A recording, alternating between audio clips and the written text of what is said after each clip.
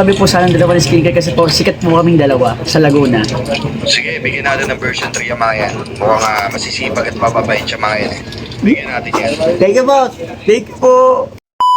Isang umaga, kahit hindi pa Pasko, suot ko na yung pamasko ko. Giging ninong kasi kami sa binyag ng anak ng isang sikat na vlogger. Tinanong ko nga ang Team Dugyot kung magkakaanak sila, sino ang kukunin nilang ninong at ninang? Diwata kasi paldo siya ngayon. Kaya maraming boyfriend. Siguro si Boss Toyo para tawanan madiskarte agad siya. Siguro si Marian Rivera at saka si Dingdong Dantes kasi parehas gwapo at maganda. Small Laude, napakayamang nila lang nun. Paldo-paldo rin ako. Siyempre Jay Katagumpay. Siyempre madaming pera yung paldo yun eh. 10M na yun eh. Kung magkakaanak ako, kukunin ko ay si Pines Gina. Siyempre dahil ninong ako, may dala akong regalo, nakalimutan ko nga lang tong ibalo. Kaya mula Cabuyo, Laguna, halos 2 oras kami bumiyahe papuntang Santa Cruz, Laguna. Dito na nga pala kami, dumaray siya sa simbahan. Sobrang sikat na vlogger nga pala, magiging kumpare ko. Kaya nga pala si Idol Maui, siya yung leader ng mga katambay. At eto naman yung cute na inaanak ko, si Little Angel. Sisimula na nga ang misa dito sa loob ng simbahan. Pero lumabas lang ako saglit at papunta sa 7-Eleven. Mula kasi nung pagalis namin, hindi pa ako umiinom ng tubig. Dahil sobrang idol ko nga pala si Katagumpay. Talagang hinanap ko yung Pocari Sweat. O diba tagun-tago, ganyan ko ka idol si Katagumpay. Support lang kahit medyo may kamahalan. Ito ang binili ko. Meron nga pala pera sa skincare pero ayaw niya bumili.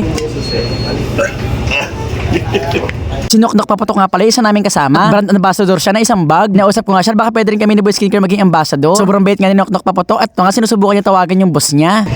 Yes po, kami po sana ng dalawa ng skincare kasi po sikat po kaming dalawa sa Laguna. Sige, bigyan natin ng version 3 ang mga yan. Mukhang masisipag at mababait siya mga yan. Bigyan natin yan. Thank you po. Thank you po. Pumayag nga pala yung boss niya lang maging brand ambassador kami. Kaya abangan nyo.